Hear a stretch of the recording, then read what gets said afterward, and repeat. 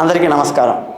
చాలామంది కాంప్లెక్స్లో కానీ ఒక చిన్న బస్తీలో కానీ కూటమిలో ఉన్నప్పుడు సరదాగా ఒకరింట్లో ఒకరు వెళ్తుంటారు.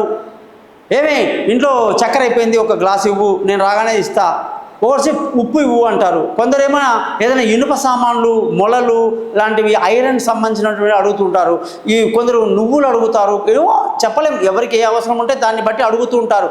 కానీ అందులో ఏ వస్తువు మనకు తీసుకుంటే మంచిది, ఏది మంచిది కాదు అనేది శాస్త్రం ప్రకాగా చెప్పింది. ముఖ్యంగా ఉప్పు అండి. ఉప్పు అనేది లక్ష్మీదేవి యొక్క స్థిర నివాసం సముద్రం అన్నమాట. సముద్రంలో వచ్చే ఉప్పు కాబట్టి, లక్ష్మీదేవి కాబట్టి అది ఇవ్వటం వల్ల నీ లక్ష్మి పోతుంది అంటారు. అదొక మాట నిజంగా ఉంది. అలాగే ఐరన్, శని అంట, నూనె, తర్వాత ఐరన్ సంబంధించినటువంటి ఆయిల్స్ అన్నీ కూడా మనం తెచ్చి ఇంట్లో పెట్టుకుంటే ఆ ఇంట్లో శని నీ ఇంటికి వచ్చిందే, వాళ్ళ శని పోయింది, నీ శని పట్టుకుంది అంటారు. కాబట్టి ఇలాంటి పిచ్చి పనులన్నీ కూడా ఆలోచించి చేయాలి.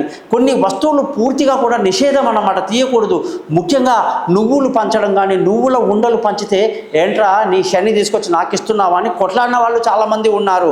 కాబట్టి మనం ఏదైనా దానం ఇచ్చినప్పుడు కానీ, పుచ్చుకున్నప్పుడు కానీ అది ఇవ్వచ్చా లేదా పండితులని కనుక్కొని చేయండి.